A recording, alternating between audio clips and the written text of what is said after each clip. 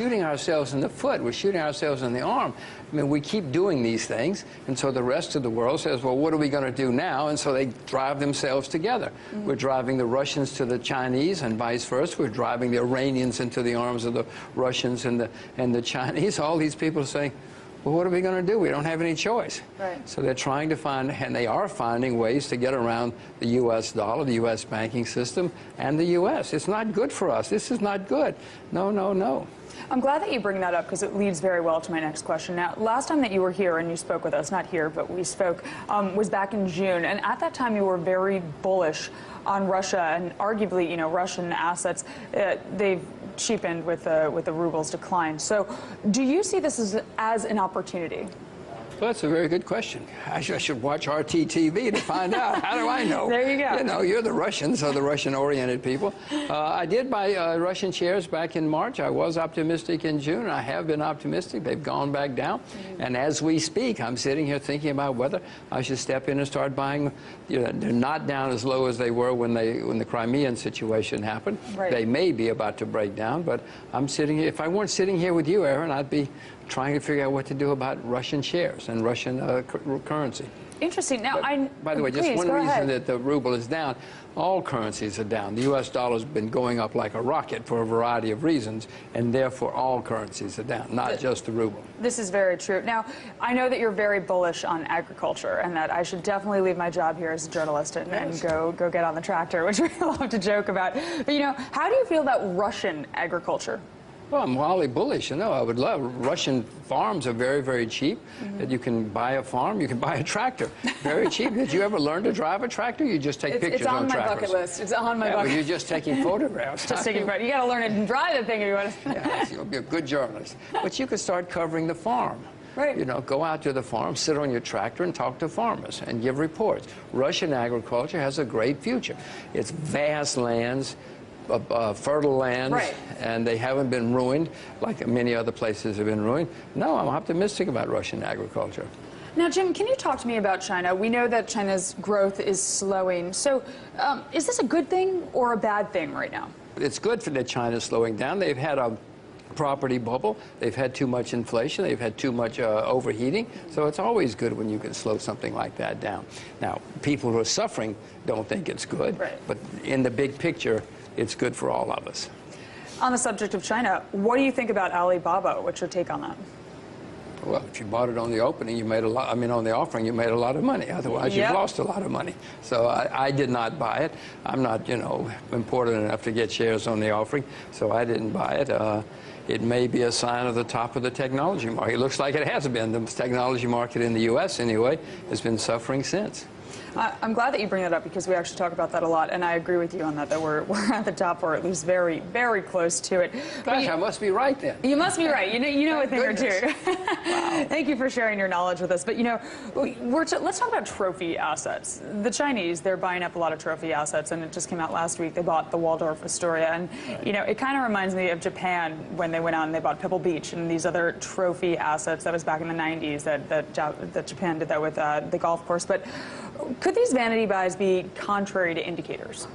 Oh, they very well could be, and that's a good insight on your part. I had the same thought when I saw it. I mean, staggering. Right. Staggering what they paid for the Waldorf Astoria. 2 billion close to it or something like that. $1.9 billion. I mean, it's unbelievable. I'll never make any money out of it. Something went to his head. It was a guy who did it, and it may be the downfall of that kid and that insurance company. I cannot see how anybody can rationalize what he did.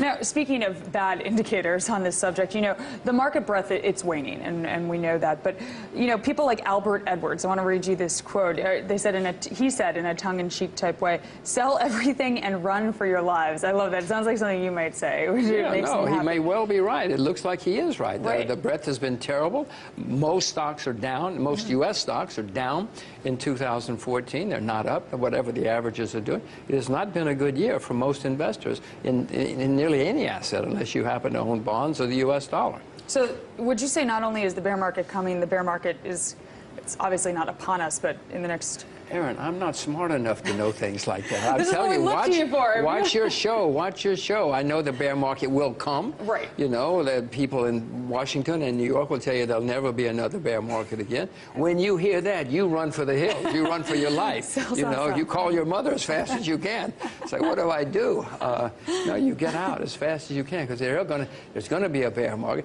The next bear market, Aaron, is going to be much worse than the last one, because the debt has gone through the roof. Debt worldwide, including the U.S., is skyrocketed, and we're all going to have to pay a terrible price for all this money printing and all this debt. Yes. Now, like you mentioned, you know, stocks, they've dropped 15 to 20%, and, you know, this, the Fed would be back to QE in a heartbeat if this were the case, you know, if they drop 20 to 15%, 15 to 20%. But what about the real economy here? That's what I kind of want to focus on and ask you about. Signs of weakness outside the U.S. could come back here, which we know. So are you concerned at all about that? Well, first of all, what is going to happen is the market will go down, at which point everybody's going to call the Federal Reserve, and they're going to panic. They're just bureaucrats and academics. They don't know anything. They'll panic. They'll say, okay, we're sorry, we're sorry. They'll either start QE4, or they'll print more money. They'll say, don't worry, we'll print even more money, and they'll try to save the market. The market will have a big rally, and that might even turn into a bubble at that point. The real economy, listen, the people who are getting the money, Aaron, are having a wonderful time. Right. And their friends who are getting all this money that's being printed.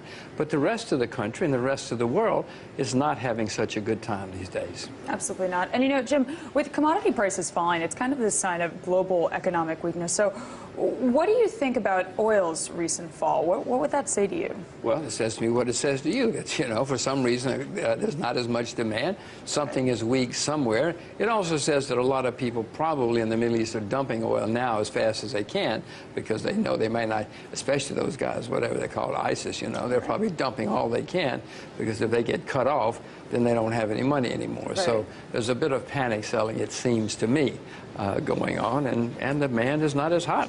Europe is slowed, China's slowed, everybody's slowed. Yeah. Except maybe some parts of the U.S. That's interesting. So where do you see the greatest opportunity in the commodity space right now? Well, agriculture. It's still farm prices, rice. Buy yourself some rice, buy yourself some sugar. I got some sugar out of your green. You put it in your pocket. I love it. You practice what you preach. I love it. I got myself some of your sugar. It's free, for goodness sakes. I'm not stealing from you. I might steal from you before it's over, but no, right now I've just put some in my pocket. No, some things are still very, very cheap worldwide. But most things should probably be avoided. If I were buying shares, I would buy in Russia or China or Japan, not in the U.S. Interesting. Japan as well. But Japan is down 60%, 65% from its all-time high. Yeah. I know your parents taught you to buy low and sell high. If you call your mother if she didn't teach you that. Tell her, Mom, I need some more lessons. Today we are discussing the bull market, or the end of it.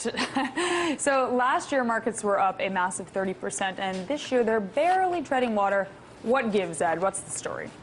Well, definitely we have consolidation here. I think that at a minimum, when you have a huge run-up that's 30% like that, then you have to ask yourself, how much is it supported by the real economy? And while we have good jobs numbers coming in here and there, really when you look at the overall pace of the economy, it's only up probably 1.5 to 2% over the course of the entire year. Right. And so profit margins are already at a record high. So the question is, how much higher can they go given that kind of growth? And the answer is not that much higher. So I think that we're seeing at least consolidation, if not the beginning of something more. Now, Barry Ritholtz, who's a friend of the show, wrote on Bloomberg that there are signs of, this bull market turning bear. So what are those signs? Well, yeah, I think we might even have a chart up here about that. Let's see if we can pull that up. There's a chart of four different things here. There we go. Well, actually, let's take a look at this right here.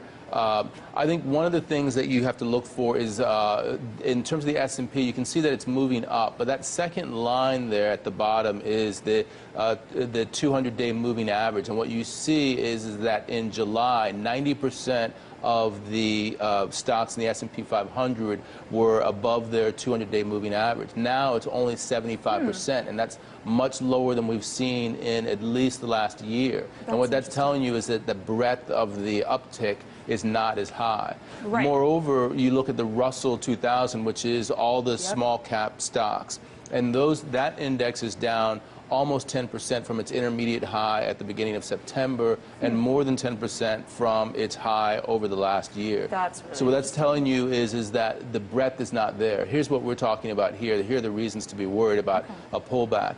Russell 2000 below the 200-day moving average. Nearly half of the NASDAQ stocks are down over 20%, i.e. they're already in a bear market. And in early July, as I said, more than 90% of the S&P 500 was above the 200-day moving average. Now it's less than 75%. Wow. So, Ed, my big question here is, why would we enter a bear market? Is it some exogenous, thing going on? What's the story? I think that we would if we continue to tread water here domestically, and then all of the things that are happening abroad in terms of China, Europe, Brazil, et cetera, that slowdown works its way into the U.S. A lot of what we've seen in terms of EPS growth is really just people buying back shares. Right. They're buying back their shares to keep up their earnings per share, but really, when that game is over, then we're going to see that the profitability is not going to be able to allow the stock to rise higher. So. Go ahead. No, I want to ask you, what do you think the Fed would do if the market fell out of bed? I think that the Fed, if the market fell out of bed, at a minimum would push back the rate hikes. And if the market fell out of bed and the real economy also started to fall out of bed, then they'd start with QE again. Wow. So they will definitely pause and push back the rate hikes because of the market. If the real economy starts to throw in very low numbers, inflation starts to dip, then we're going to see QE 5. Here we go. I mean, it's very, very likely. QE 5. We'll wait and see if that happens. Ed, thank you, as always.